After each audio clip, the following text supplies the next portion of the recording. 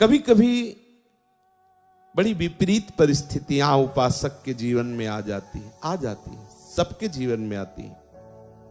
खुद अनुभव होता है, भजन में मन नहीं लग रहा, विकार अपने आप हमें आकर्षित कर रहे, न मन साथ दे रहा है न तन साथ दे रहा है। बाहर हम जिसको मित्र बनाना चाहते हैं कि कम से कम वही हमें सपोर्ट कर दे, वो हमें और गिराने की बात कर रहा है। क्या करें? बिल्कुल असहाय, असमर्थ ऐसी स्थिति आती, पक्का आती, हजारों बार जीवन में आती। ये हम अपने जीवन की बात कह रहे हैं। हजारों बार एकदम अंधेरा, कोई पकड़ नहीं आ रही, अंदर से अंधकार छाया हुआ है, बाहर से कोई समझाने वाला नहीं, विकार का भयंकर उन्माद। तब अब कहां जाऊं, किसके पास जाऊं? कोई सूत्र नहीं, कोई भजन में रुचि नहीं, एकदम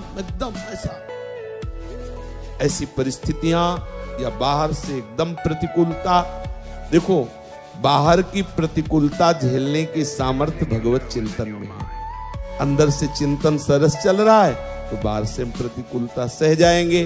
पर ऐसी स्थिति जब अंदर अंधकार छा गया, अंदर अंधकार मतलब ऐसा लग ही नहीं रहा कि हम भजन करते हैं। कोई नाम में रुचि नहीं, कोई शास्त्र में रुचि नहीं। वो कुछ क्षण के लिए ऐसी बात आई न, शास्त्र में रुचि कोई, मतलब एक पता नहीं कैसी अंधकार में स्थिति, और बाहर सब प्रतिकूलता, विषयाकर्षण। अब उस समय केवल आश्रय काम करता है, केवल आश्रय। हो सकता है पुकार भी ना हो तो केवल आश्रय, जो आप अंदर से आश्रय लिए हो वो मूर्छा में भी रहता है, मूर्छित अवस्था में भी रहता है, मृत्यु समय भी वो रहता है। इसीलिए आश्रित का निश्चित भगवत प्राप्ति होती है, निश्चित कल्याण होता है। आश्रित का कभी पतन नहीं होता। इसीलिए बार बार सत्संग में रोज कहते हैं कि गोरे चरणारविंद का दृढ़ता पूर्वक आश्रय। जैसे हमारी मृत्यु का समय है, मन बुद्धि चित्त सब मूर्छावस्था को प्राप्त हो गए, कौन भजन कर रहा है? आश्रय उपस्थित है। जीवन भर जिनका आश्रय लिया, उस समय वो भजन के कारण नहीं, आश्रय के कारण हृदय में उपस्थित हो जाते हैं और उसको परम गति की प्राप्ति। आश्रय बहुत बड़ा तत्व है, बहुत बड़ी बात है।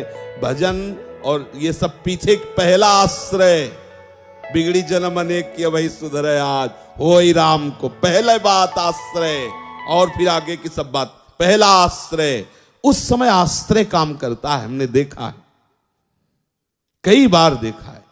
एक बार हितधाम में श्री जी की सेवा में थे, तो ऐसी प्रतिकूलता आती, कैसे बताएं, बड़ी विचित्र प्रतिकूलता आती है। हम जिनके सहारे, उन्हीं से प्रतिकूलता। जैसे मेघ की बात आई ना, उन्हीं से, ऐसा नहीं, हटो चलो, अब इधर हटो, अभी इधर हट गया, इधर भी हटा। अब वो जो सरस चिंतन हो, अब कैसे जिए? श्री जी के पात्र मार्जन किए थे श्रृंगार करने के लिए, स्नान कराने के लिए। बस श्री जी की तरफ, यही श्री जी इनकी तरफ देखा, बड़ी गुस्सा आई। रोज इत्र लगाओ, रोज भोग लगाओ, या दुर्दशा हो ही जा रही, और आप ना उधर से ना, अरे कम से कम इतना तो चाहते हैं ना कि जिनके हम सहारे हैं वो मुस्कुरा दे। इतना भी नहीं चाहना। अगर इतना चाहोगे तो गड़बड़ हो जाएगा। बड़ा विचित्र खेल है। देखो, मन में इतना है, जैसे कोई दौड़ रहा है, चढ़ाई चढ़ रहा है, तो उसको एक लगता है इतना तो कोई कह दे शाबाश, तब तसल्ली होती है। हाँ, और वो इतना दौड़ रहा है, इतना परेशान हो रहा है, ऊपर से उसे और डांट के कर दे सारे कायर, तो उसको कैसा लगेगा? लेकिन इस मार्ग में ऐसा ही दवाई होती है। अगर कहीं बड़ाई हो जाए तो समझ लेना कोई अपराध बन गया, पक्का समझ लेना। अगर गुरुजन, वैष्णवजन, संतजन तुम्हारी बड़ाई सभा में तुम्हारा सम्मान, तो अंदर से महसूस करो कोई अपराध बन गया, प्रभु किसी अहम वृत्ति का मुझे दंड दे रहे हैं। पक्का समझना। उस समय हर्षित मत होना कि बहुत बड़ा लाभ मिल गया, गुरुजी देखो सम्मान करवा। नहीं, गुरुजन जब प्यार करते हैं तो अहम का नाश करके पूर्ण दैन्यता प्रदान करते हैं।